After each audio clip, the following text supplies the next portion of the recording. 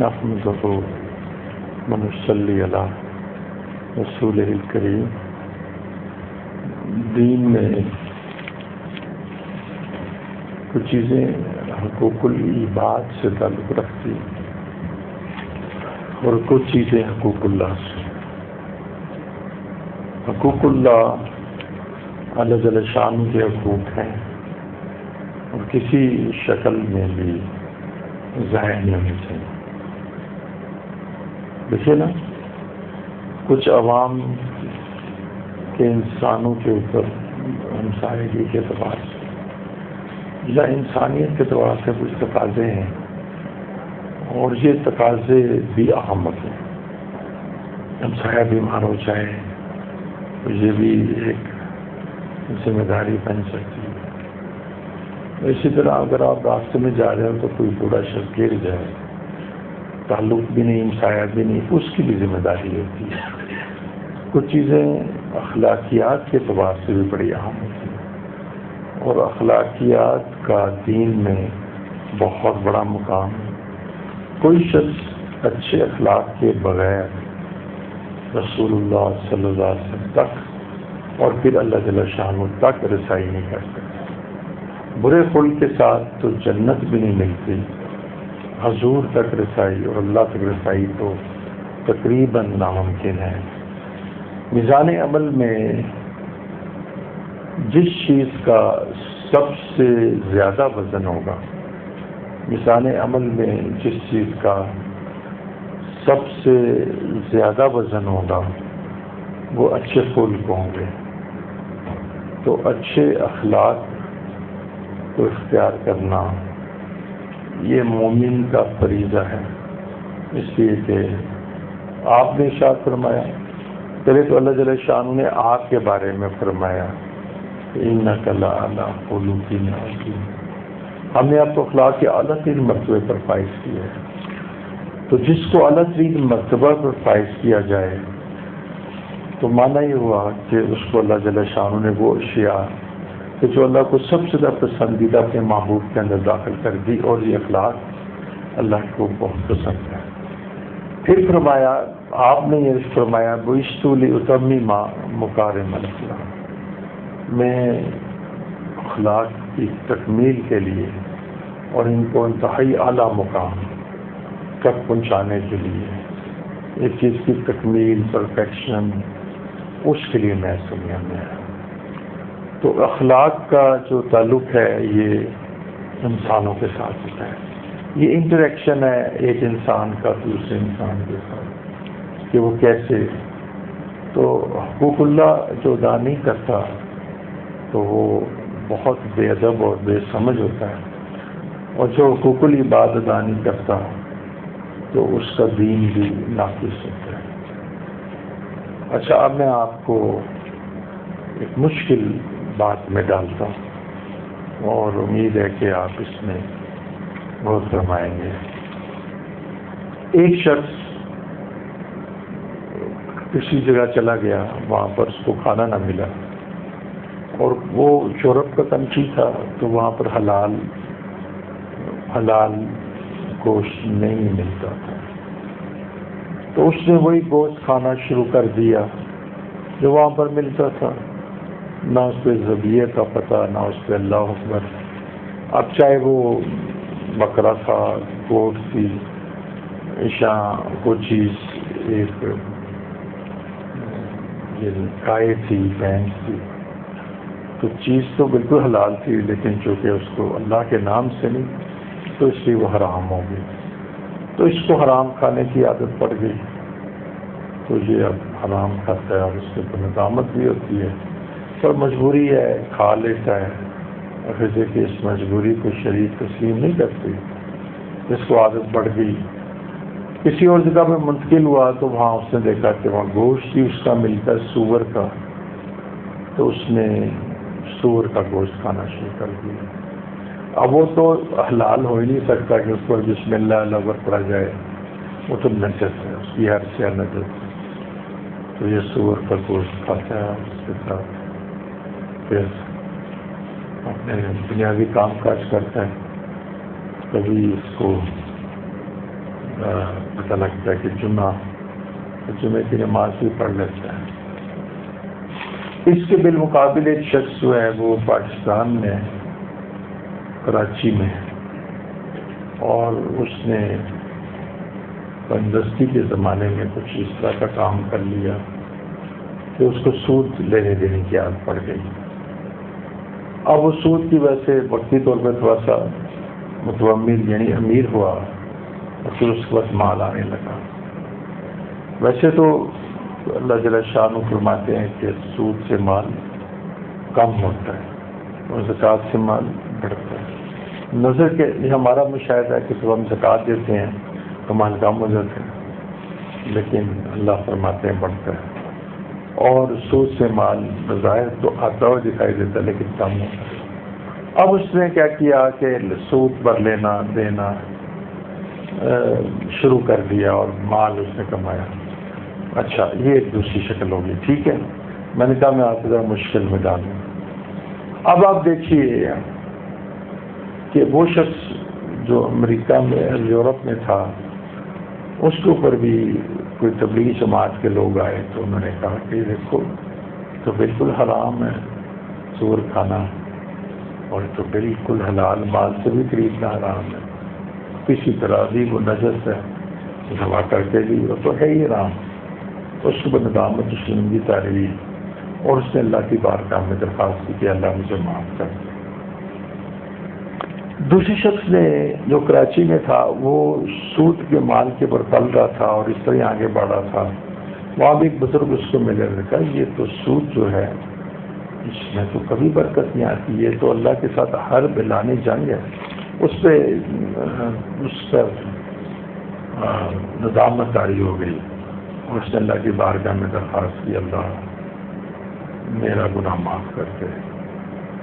تو اللہ تعالیٰ بڑے کریم ہے، گناہوں کو معاف کرنے والے۔ اچھا، اب میں جو غیر علماء یہاں پر بیٹھے ہیں وہ جواب نہیں دیں گے، وہ علماء نہیں جواب دیں گے، جو غیر علماء ہیں وہ مجھے بتائیں کہ دونوں میں سے بڑا گناہ کس کا ہے۔ میں نے بات تو واضح کر دی نا، میں نے بات واضح کر دی، دو اشخاص کا ذکر کیا، ایک سور کھاتا ہے اور ایک سود کھاتا ہے، تو دونوں میں سے بڑا گناہ۔ سور کے بارے میں نجس کہا گیا ہے، کسی بھی اعتبار سے کوئی چیز اس کی دباغت کر لی جائے، کسی اعتبار سے بھی وہ بات نہیں ہوتا۔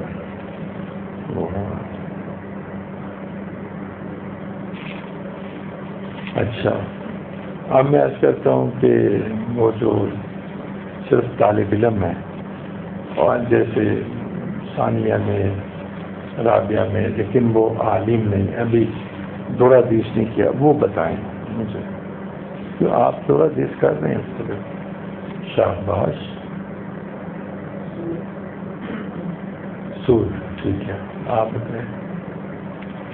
اور آپ کا کیا ہے؟ سود، آپ بھی سود فرما رہے ہیں؟ اچھا، آپ سب نے سود کہا، اور اس کے علاوہ کسی کی کوئی رائے نہیں ہے نا؟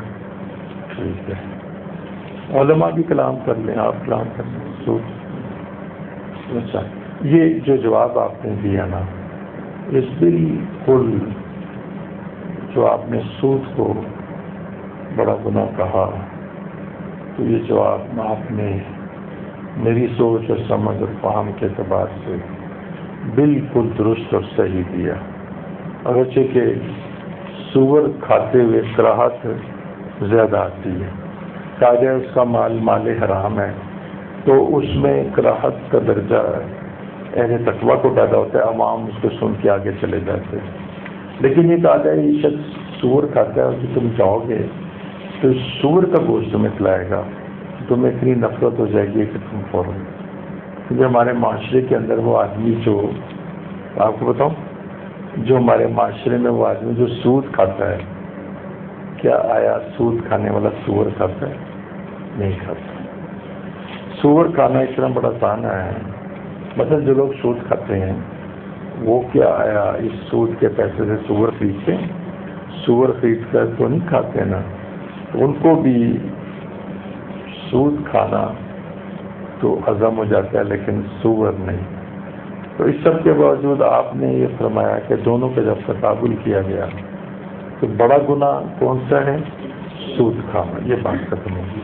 مجھے یہاں تک تو بہت ہی اچھا کلام ہوا مجھ سے۔ آپ پیارے دوستوں صرف یہ بتاؤ، صرف ایک بات، یہ جو آپ نے کہا کہ سود کھانا سور کھانے سے بڑا گناہ ہے، اس کی کیا وجہ ہے؟ نہیں جی، پہلے کوئی عام بتاؤ۔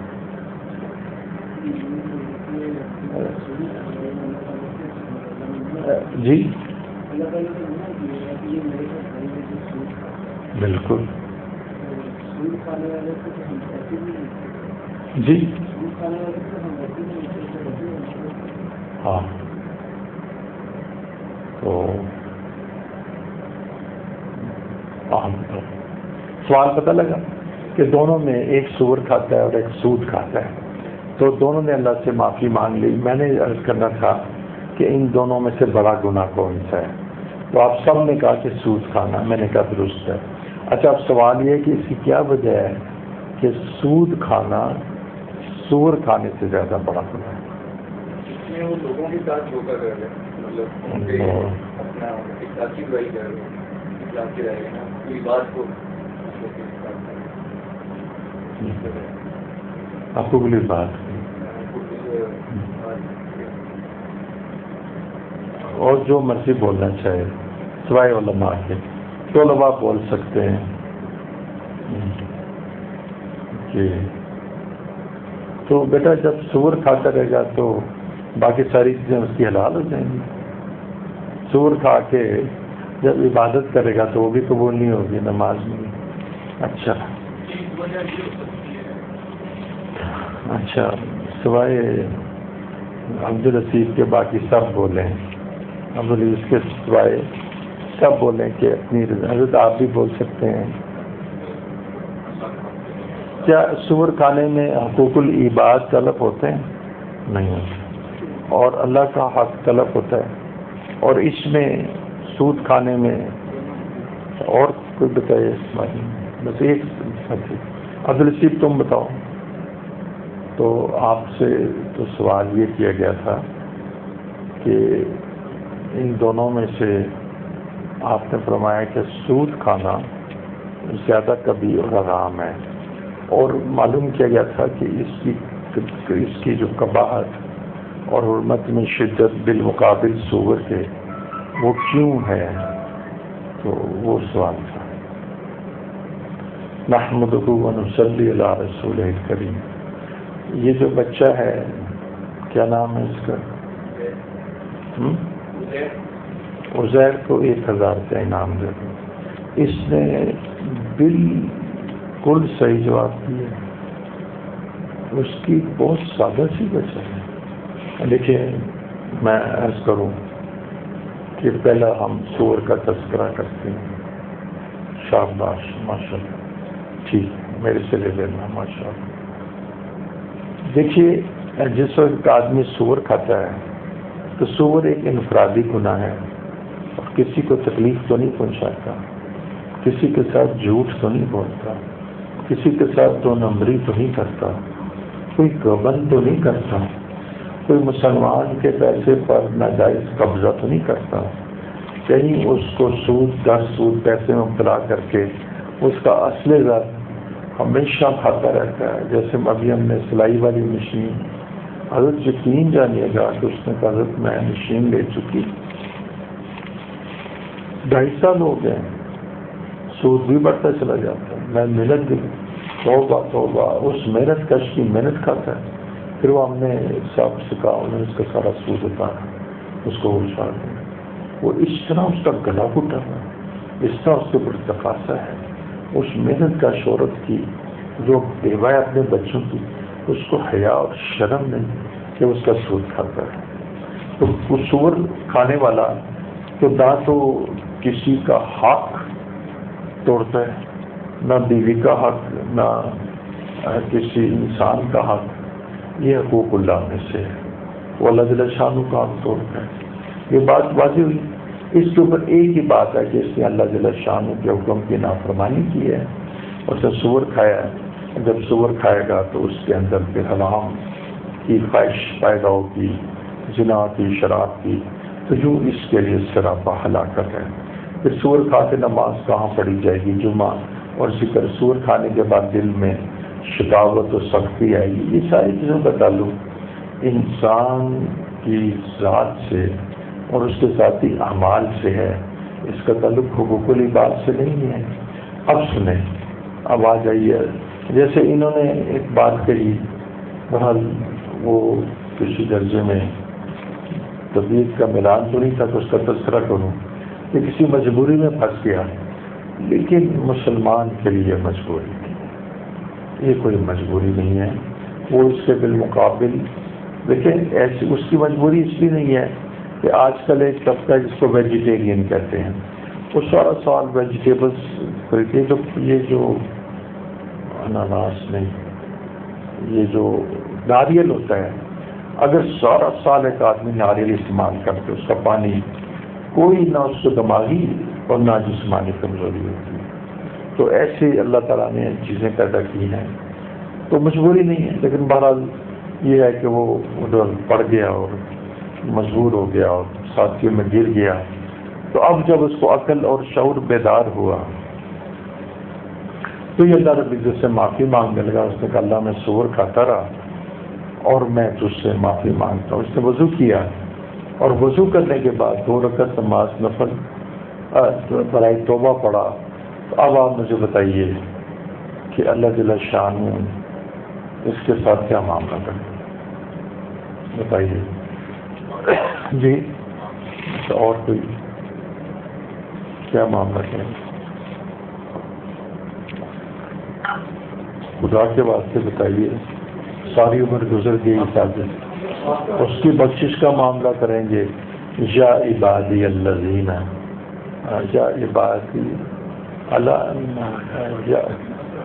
اسرفوا علی، اسرفوا میں سور آ گیا نا، کہ جنہوں نے حدود کو کراس کیا۔ اسرفوا علی انفسہم، اے وہ بندو، یا عبادی، اے میرے وہ بندو جنہوں نے اپنی جانوں پر بڑا ظلم کیا اور انہوں نے حدوں کو کراس کیا۔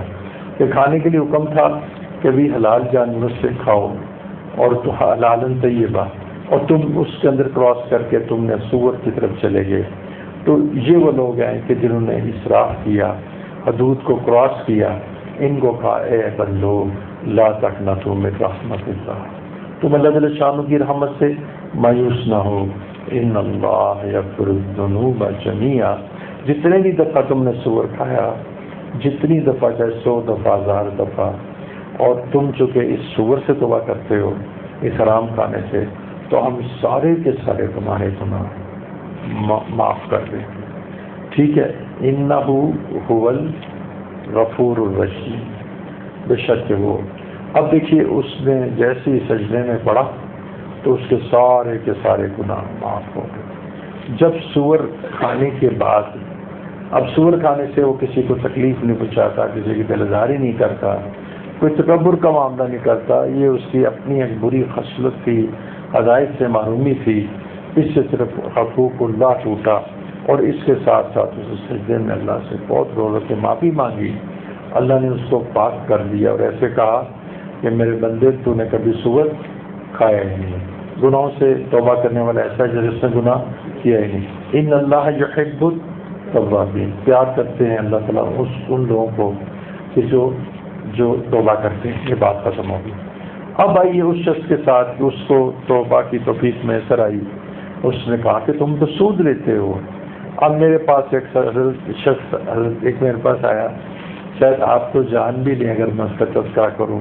اس نے کہا میں پراپرٹی ڈیلر 1988 سے لے کر اب تک، جب وہ مجھے ملا کوئی 2010 تک، بے تاج بادشاہ تھا۔ اس نے اپنے لیے لفظ استعمال کیا، اور میں نے پہلے تو زمینیں خریدی، اس کے بعد میں نے کہا یہ کیا فضول کام ہے، میں ان لوگوں کو پیسے دینے شروع کر دی، اس پر سود دینا شروع کر دیا۔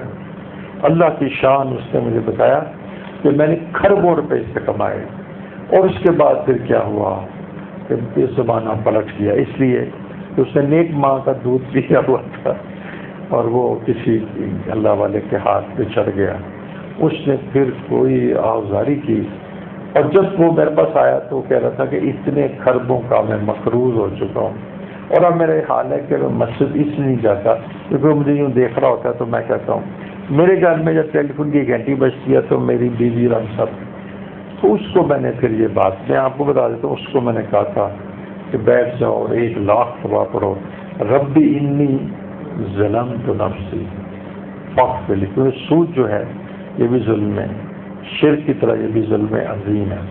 تو اللہ جل شانہ نے اس کی غلطی کو معاف کیا، لیکن اب بات سنیں، ایک اس کا معاملہ جیسے آپ نے بھی ارشاد فرمایا، اور کیا نام ہے، عزیر نے تو کمال بات کر ڈالی، یہ چھوٹا سا نوجوان یہ کچھ علم دین پڑھ لے تو اچھا ہی ہے، قرآن کچھ کر لے، اس نے کہا اصل وجہ حقوق العباد ہے، یعنی آپ میں سے بڑے بڑے مبارک لوگ یہاں بیٹھے ہیں، کسی کے مبارک منہ سے یہ بات نکلتی نہیں تھی، کیونکہ اصل وجہ تو حقوق العباد ہیں، اور حقوق العباد کا یہ حال ہے، حضرت دیکھیں میں اس پر کیا عرض کروں، سچ پٹا جاتا ہوں اور سمجھ نہیں آتی کہ حضرت تھانوی کو اس کا کیا جواب دوں۔ حضرت اشرف علی صاحب تھانوی فرماتے ہیں کہ جب تو نے کسی کی غیبت کی، یہ تو پکی بات ہے نا کہ غیبت جب کسی کی اس کی برائی کی تو یہ حقوق العباد میں سے ہے، اب یہ نہیں معاف ہوگی جب تک وہ بندہ تجھے معاف نہیں کرے گا۔ اب کیا طریقہ ہے، تو مجھے جا کے اس کو بتاؤ اور اس کو کہو کہ میں نے بڑی مجلس میں آپ کی غیبت کی تھی، تو پھر جب وہ تمہیں معاف کر دے گا تو پھر معافی ہوگی، اور پھر معافی نہیں ہوگی۔ اور اسی میں نے پڑھا، ہائے ہائے میں کیا کروں، تھانوی کتنی مشقت میں ڈالتے ہیں، کوئی دین کو نرمی کے ساتھ پیش کر دیتے، اتنی مشقتیں ڈالی تو فرماتے ہیں، حضرت فرماتے ہیں کہ اگر تو کسی کافر کی بھی غیبت کرے، ہائے ہائے ہائے ہائے، میں تو بش کی اور کلنٹن کی اور آج کل ٹرمپ کی بھی غیبت نہیں کرتا، حضرت فرمایا کہ تو کسی کافر کی بھی غیبت کرے، اس غیبت کرے اس کو بھی جا کے بتا، کیونکہ حقوق العباد ہے، کافر کو ایذا تو نہیں نہ پہنچائی جا سکتی، جس طرح ذمہ جب وہ بن جاتا ہے ایذا، اور اگر وہ ذمہ نہ بنے، جیسے مثال کے طور میں مثال دیتا ہوں، آپ کے گھر میں کرسچن خواتین سویپرس کی سے خاکر آتی ہیں، آپ ان کو ایذا دے سکتے ہیں؟ وہ حل ہی نہیں پیدا ہوتا۔ آپ تو کسی کتے کو ایذا نہیں دے سکتے، آپ تو کسی بلی کو ایذا نہیں دے سکتے، آپ کسی کرسچن کو کیسے ایذا دے سکتے ہیں؟ تو حضرت تھانوی لکھتے ہیں کہ اب تو نے چونکہ غیبت کی ہے کسی میں بتا رہا ہوں، آپ نے کسی خاکروت کی، کسی کپڑے دھونے والی مائی کی، واقعی وہ اللہ کی بندی تو ہے نا، آپ نے اس کی غیبت کیا، تو فرمایا جاؤ اس سے جاؤ اور غیبت بخشواؤ، غیبت بخشواؤ۔ یہ میں نے آپ کو ذکر کیا حقوق العباد کا، یعنی یہاں میرا تذکرہ غیبت سے نہیں تھا، حقوق العباد کی شدت سے۔ اب ایک آدمی نے زنا کر لی، دوبارہ زنا کر، اللہ محفوظ رکھے، اللہ محفوظ رکھے اس عمل سے، اور کرتے گیا، اور اس کے بعد گر گیا اللہ رب العزت کی بارگاہ میں اور کہنے لگا کہ اللہ مجھ سے یہ گناہ ہو گئے، تو یہ کیا، یہ حق العبد نہیں ہے، یہ حقوق اللہ ہے، اور اسے سجدے میں سر رکھ کے تو اللہ تعالیٰ سے معافی مانگ لی۔ اللہ جل شانہ نے کہا یا عبادی الذین اسرفوا علی انفسہم، تم نے زنا کیے تھے بار بار، تلک حدود اللہ، تم نے حدود کو توڑ دیا اور تم زنا کے قریب چلے گئے اور تم زنا میں مبتلا ہو گئے۔ اچھا تم کہہ رہے ہو کہ اللہ استغفر اللہ استغفر اللہ استغفر اللہ استغفر اللہ استغفر اللہ ربی من کل ذنب واتوب الیہ، ہم کہتے ہیں لا تقنطوا من رحمت اللہ، تم ہماری رحمت سے مایوس نہ ہو، ان اللہ یغفر الذنوب جميعا، سب معاف کر دیں گے، اس لیے کہ وجہ ہے کہ وہ بہت غفور الرحیم ہے۔ اب دیکھیے یہ زنا بھی معاف ہو گیا، اس کے بعد اس نے شراب پی لی، جب اس نے شراب پی تو اپنا ہی نقصان کیا نا، جگر اپنا ہی خراب ہوگا نا، تو شراب پی پیسے سے لی، جگر اپنا خراب ہوگا، تو یوں شراب کے بعد تو آدمی ام الخبائث کہ دل سخت ہو جاتا ہے، نہ نماز پڑھ سکتا ہے، لیکن جس وقت اللہ تعالیٰ کی رجوع کی سعادت مل گئی تو اس نے ایک دفعہ کہا استغفر اللہ ربی من کل ذنب، سارے جو مرتبہ جو شراب میں نے دی اللہ مجھے معاف فرما دے. اللہ تعالیٰ نے فرمایا ان اللہ یغفر الذنوب جميعا، سارے معاف کر دیے میں نے. تو لیکن یہ مجھے بات بتائیے کہ جب آپ نے کسی کو ایذا پہنچائی اور کسی کی دل آزاری کی اور کسی کا مال ضبط کیا، تو اس کے بعد آپ جا کے اللہ تعالیٰ سے یہ کہہ رہے اللہ مجھے معاف کر دو، تو پہلے نمبر پہ ٹھیک ہے. اللہ جل شانہ اس کو کنڈیشنل بنا دیتے ہیں. کنڈیشنل سے مراد ہے مشروط. وہ فرماتے ہیں کہ ٹھیک ہے میں تمہیں معاف کر دوں گا، لیکن تم ایسے کرو کہ تم جا کے نہ پہلے جس شخص کا تم نے دل آزاری کیا اسے معاف کرو. اور نہیں معاف کی جاتی، یعنی یہ متفقہ طور پر فقہ کی کتابوں میں بھی اور مشائخ نے تصوف اور تزکیہ نفس کی بکس میں لکھا ہے کہ حقوق العباد نہیں معاف کیے جاتے جب تک کہ وہ شخص معاف نہ کرے. آپ نے اس کی زمین پہ قبضہ کیا ہوا ہے، آپ نے اس کے مال پر قبضہ کیا ہوا ہے، آپ نے سگی بہن کی وراثت نہیں ادا کی ہوئی، سگی بہن، اور آپ کہہ رہے ہیں مجھے معاف کر دو. آپ نے سگی بہن کی وراثت نہیں ادا کی اور آپ کہتے ہیں مجھے معاف. آپ نے چھوٹے بھائی کی وراثت نہیں ادا کی، تو ایک شخص نے زکوٰۃ نہیں ادا کی، تو یہ اس کا اور اللہ اور بندوں کا تعلق ہے. جب اس کے بعد 60 سال ہوئی تو اس کو پتہ لگا کہ میں نے 30 سال کی زکوٰۃ میرے ذمے ہے. اس نے توبہ بھی کی اور 30 سال کی زکوٰۃ نکال دی. اس نے اپنے کیلکولیٹ کر کے 30 سال کی جو زکوٰۃ تھی وہ موت سے پہلے نکال دی. اس کی 70 سال عمر تھی، 60 سال کی. اس نے دیکھا کہ 2.5-3 لاکھ میری زکوٰۃ بنتی ہے، اس نے نکال دی. ادا ہو گئی، اللہ نے اس کو معاف کر دیا. یہ حقوق اللہ میں سے ہے. لیکن اس شخص نے سود لیا. پہلے وہ پٹھان جی اللہ تعالیٰ ان کو معاف فرمائے، جو مجھے پتہ لگ رہا ہے آج کل بلال گنج میں، تو میں نے کہا اچھا آپ نے یہ چیز لینی ہے؟ تو اس نے مجھے کہا کہ میری گاڑی کا جو بہت بڑا اسپیئر تھا، کوئی بات نہیں ہے پیسے پھر دے دیں. اللہ اکبر، مجھے پھر کچھ کہنے نہیں چاہیے تھے. اس کو انوالو کر دیا. اس کا پھر آہستہ آہستہ دیتے رہنا. پھر انہوں نے کہا کہ اچھا اور بھی کوئی چیزیں اس کا لگوا دوں. پورے کا پورا اس کو پھنسا کے سود میں لے آئے اور کہا جی یہ میرا جو ہے نا یہ اس کو تم ادا کرتے رہنا. اور اس کو اپنا نتیجہ ہے کہ مستقل یہ کام ابھی مجھے 2 سال پہلے پتہ لگا کہ بلال گنج میں نام دینے میں کیا عرض ہے. یہ کام جو ہے کیونکہ وہاں اسپیئر پارٹس جو ہے اکثر ادھر پشاور سے آتے ہیں، جیپنیز گاڑیوں کے تو سستے ہوتے ہیں، تو وہاں یہ کام شروع ہے. آپ تحقیق کر لینا، اگر غلط ہوگا تو میں معافی مانگ لوں گا. تو یہ اس طرح کا معاملہ کرتے کرتے اس کو اس میں دبا دیا. اب ایک شخص نے کہا کہ میں 1,65,000 کے مسئلے میں مبتلا ہوں اور جو چیزیں میں نے لی تھی وہ 85,000 کی تھی اور میں اتنا دیتا ہوں، اس کو پھر اب میری جان نہیں چھوٹتی. اچھا اس طرح اس شخص نے جب سود سے توبہ کر لی تو یہ بات بالکل درست ہے کہ اللہ تعالیٰ نے اس کی توبہ کو قبول کر لیا، لیکن مشروط رکھا جو تم نے سود لیا وہ ادا کرو، کیونکہ اب تو دین مکمل ہو گیا. اب تم یہ نہیں کہہ سکتے. اس وقت تھا کہ جس کو دین ابھی تکمیل پذیر ہو رہا تھا تو کہا گیا کہ جو تم نے سود اس کو چھوڑ دیا بس ختم کر دو، آگے نہ چلاؤ. اب اس وقت وہ مال جو اس نے سود میں لیا وہ حق العبد تھا، اس کو ادا کرے. جو 2 نمبری تھی، جو جھوٹ کیا، جو اس کو ذہنی اذیت دی، ادا کرے. اب بتائیے کہ اس کا سود کا ادا کرنا، ایک جانب تو اللہ جل شانہ کی بارگاہ میں یہ توبہ کر رہا ہے جس کو اللہ قبول فرما رہے ہیں، لیکن دوسری جانب جیسے چور کے بارے میں کہ جب وہ چوری سے توبہ کرے گا تو اللہ قبول فرمائیں گے، لیکن جو اس نے مال کسی کا چوری کیا تھا شرعاً وہ مال تو واپس کرنا پڑے گا. اس مال کو جب توبہ کرتا ہے اور وہ مال اس کے پاس موجود بھی ہے، اور اس کو اگر تم نے کسی کی زمین کو کچھ آگے پیچھے کیا تھا اور اس میں تم نے اپنے نام لگوا لی تھی رجسٹری، تو اب تمہیں احساس ہوا تو یہ تو نہیں ہو سکتا کہ تم زمین بھی اپنے نام رکھو اور توبہ بھی کرتے رہو. تو تم نے توبہ بھی کرنی ہے اور زمین بھی اس کو واپس کرنی ہے. تو سور کھانے والا انتہائی کبھی عمل کرتا ہے اور اس کے جو اثرات ہیں اگر وہ اس کو نہ چھوڑے تو اس بات کی بھی علامت ہے کہ موت کے اوپر کلمے سے بھی نصیب معروم ہو جائے. لیکن جب وہ استغفار کرتا ہے، توبہ کرتا ہے، تو اللہ اس کو معاف کر دیتے ہیں.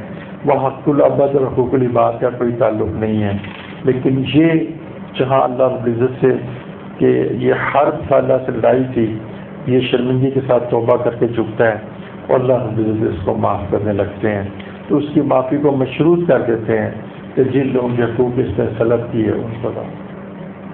بس میں آپ کو بتانا چاہ رہا تھا کہ حقوق العباد اتنے پنجابی میں کہتے ہیں ڈاڈے ہیں، بڑا ڈاڈے ہیں، اس کو نہ ہلکا نہ سمجھ۔ حقوق العباد جو آپ کے ذمہ ہیں، آپ کے ماں باپ کے حقوق ہیں، بیوی کے حقوق ہیں، بچوں کے حقوق ہیں، اسی طرح آگے ڈائلیوٹ ہوتے ہوتے ہمسایوں کے حقوق ہیں، پھر آپ کے جو بزرگ ہیں، جو بڑے عمر کے لوگ ہیں ان کے حقوق ہیں، جو بچے ہیں ان کے ساتھ سب کے حقوق ہیں۔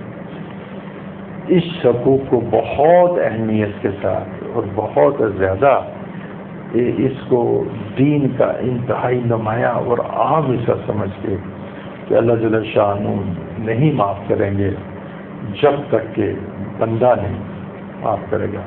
اور اس میں جو سب سے میں آپ کو جس بڑی حدیث سے مطلب ہے کہ جس سے اس حقوق العباد کی وہ انتہا ثابت ہوتی ہے کہ ممکن ہے کہ میں اس سے زیادہ اپنی عقل کے مطابق کوئی اور حدیث آپ کو پیش نہیں کر سکتا۔ وہ یہ کہ اسلامی گورنمنٹ ہے، اس میں کرسچنز بھی رہتے ہیں، اور یہ کرسچن جو ہیں ان سے ٹیکس لیا جاتا ہے، وہ ٹیکس پیئر ہیں، یعنی وہ ذمہ ہیں۔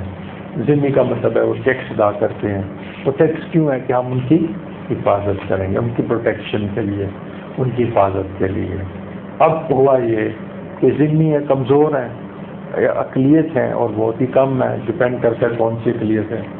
اب اس کے اوپر کسی مسلمان نے اور اس کے اوپر کوئی ظلم کیا اور اس کو سمجھیں کہ اس کا مالی یا جانی یا اس کا عزت کا نقصان اس کو پہنچایا، اب وہ معاملہ جو ہے نا عدالت میں پہنچ گیا۔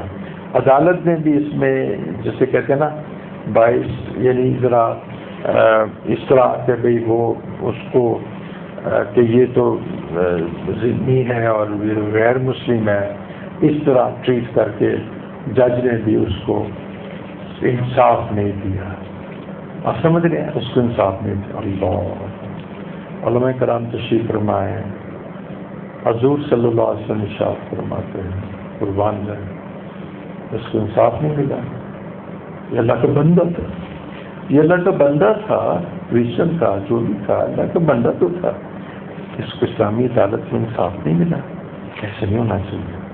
کل روز قیامت اللہ کی بارگاہ میں اس غیر مسلم ذمہ کا وکیل ہوں گا، ہم جیت لو مقدمہ، میں اللہ جل شانہ کی بارگاہ میں مقدمہ پیش کروں گا اور اس کی وکالت میں کروں گا کہ اس پر اس دنیا میں زیادتی ہوئی تھی، اس پر کسی مسلمان نے زیادتی کی تھی، حضور آپ مسلمان کے خلاف اس کے حق میں کر رہے ہیں۔ یہ تھا اسلام جس کو ہم بیان نہیں کر پا رہے، یہ وہ اسلام ہے جس کو آپ ٹیررسٹ کہتے ہیں، جس کو آپ کیا کہتے ہیں، مطلب ایکسٹریمسٹ کہتے ہیں، یہ ہے وہ اسلام۔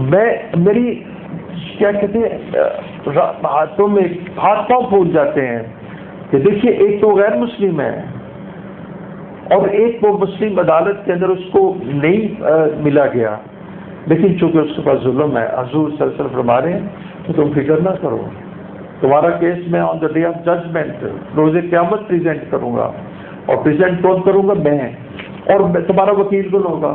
اللہ کی عدالت میں جس کا وکیل رسول اللہ صلی اللہ علیہ وسلم ہوں گے۔ بتاؤ، یہ انسان کا حق دلانے کی وجہ سے حق دلایا جا رہا ہے کہ اس کو دنیا میں ظلم کیا گیا تھا اور اس کے اوپر اس کو اس کا حق نہیں دلایا گیا تھا۔ آج رسول اللہ صلی اللہ علیہ وسلم اس فیصلے کو ختم نہیں ہونے دیں گے، اس کو بٹی نہیں پڑھنے دیں گے، اس کو کہیں گے میں اس کو لائف کروں گا، تجھے دنیا میں نہیں اور تجھے حق دلاؤں گا۔ اب حق دلانے کا کیا مطلب ہے؟ آپ دیکھو وہ شخص اپنی نیکیاں اس کو دے گا، کیا ہوگا خدا جانتا ہے کیا کرے گا، یہ تو غیر مسلم ہے۔ یہ رسول اللہ صلی اللہ علیہ وسلم کا انصاف ہے، یہ اسلام کا جسٹس ہے۔ تم جس اسلام کو ٹیررسٹ اور فلاں یہ کہتے ہو، اس اسلام کے اندر اتنا انصاف آئے گا. بر میری اس مسئلے میں صرف آپ سے جو درخواست ہے حقوق العباد. اب دیکھیے میں ایک عباد میں ایک نہ ابد تک بیان کرتا ہوں. یہ آپ کی بیٹی ہے, آپ نے اس کو دین ہی نہیں سکھایا, آپ نے اس کو کھلایا پلایا, آپ نے اس کو ایمان بھی نہیں سکھلایا, آپ نے اس کو حیا بھی نہیں سکھلائی. یہ ٹیلی ویژن, یہ انٹرنیٹ, موبائل, فیس بک, آپ نے اس کے کپڑے بھی درست نہیں کیے. آپ نے یہ بھی نوٹ نہیں کیا کہ جب یہ بات جاتی ہے تو کس طرح. آپ نے یہ بھی نہیں کیا کہ ٹیلی فون پہ اس کی گفتگو کس کے ساتھ رہتی ہے. یونیورسٹی میں آپ نے بھیج دی ہے, وہاں لڑکے بھی ہیں, خدا بچائے اس کا کیا حال ہے. یہ آپ کی بیٹی تھی اور رسول اللہ صلی اللہ علیہ وسلم ارشاد فرما رہے تھے اگر تم اس کی تربیت کرو گے شریعت کے اوپر تو کل اس بیٹی کی شریعت پہ تربیت کرنے کی وجہ سے اور اس کو نیک صالح انسان کے ساتھ جوڑ دینے کی وجہ سے جو اس کے دین کا محافظ ہو اور اس کو دیندار بنا کر آگے چلے, تم میرے ساتھ ایسے ہوگے جیسے دو انگلیاں. اس طرح مجھے تمہیں میری اس بیٹی کی پرورش, اس کے دینداری کی وجہ سے تمہیں میری رفاقت جنت میں ہوگی. دیکھیں کتنی انگلیاں کتنی نزدیک ہیں. اور جب تم اس کو چھوڑ دیتی ہو, میں نے ان بچیوں کو دیکھا, ہائے, میں نے کہا تیری ماں بیٹا تجھے روئے, تیرا باپ بھی تجھے روئے, تجھے تباہ کر دیا گیا. جس چیز پر تجھے فخر ہے وہ تجھے بے حیائی تو پھیلا بھی رہی ہے اور تیرے اوپر ہزاروں شکاری کتوں کی آنکھیں بھی پڑ رہی ہیں اور تو اپنے آپ کو ماڈرن اور لیٹسٹ سمجھ کے چل رہی ہے. تو یہ بھی ایک حق العبد ہے, بیٹیوں کو شریعت, پردہ, ادب, حیا سکھلانا. اب جس وقت آپ نے اس کو, جب وہ بچی 8 سال کی ہوئی تو اس کو فراک پہنا دی اور اس کو فراک کا شوق لگا دیا. بہرحال میں کیا کلام کروں, آپ تو بڑے سمجھدار ہیں. تو اسی طرح ماں کا بھی حق ادا کرے, اس کو رنجیدہ نہ کرے. تو اسی طرح بیوی کا بھی حق کرے. خیرکم خیرکم لأہلہ, تم میں سے بہترین شخص ہوا ہے جو اپنی بیوی کے لیے بہتر ہے. ٹھیک ہے نا. تو بس اس بات پہ اکتفا کرتا ہوں کہ ایک حقوق العباد ہیں اور حقوق اللہ ہیں. حقوق اللہ کی میں نے آپ کو کیسی شکل دکھائی, المان الحفیظ, کہ وہ سور کھاتا ہے پھر بھی اللہ اس کو معاف کر دیتے ہیں جب وہ توبہ کرتا ہے. لیکن ادھر دیکھو سود والا جب توبہ کرتا ہے, اول تو اس کو توبہ کی توفیق نصیب ہو جائے تو بڑی بات ہے, لیکن توبہ کی توفیق نصیب ہو گئی لیکن وہ اپنے, اب وہ جو بندہ میرے پاس آیا تھا تو اس نے پھر مجھے کہا کہ میرے اوپر بھی اربوں کا ہے. پھر اس نے کہا میرے کو دوبارہ ملا, ذکر کر کے 9 کروڑ روپیہ میرا واپس ہے. اس کو بہت خوش تھا. ویسے 9 کروڑ میں نے لوگوں کا دینا ہے ابھی.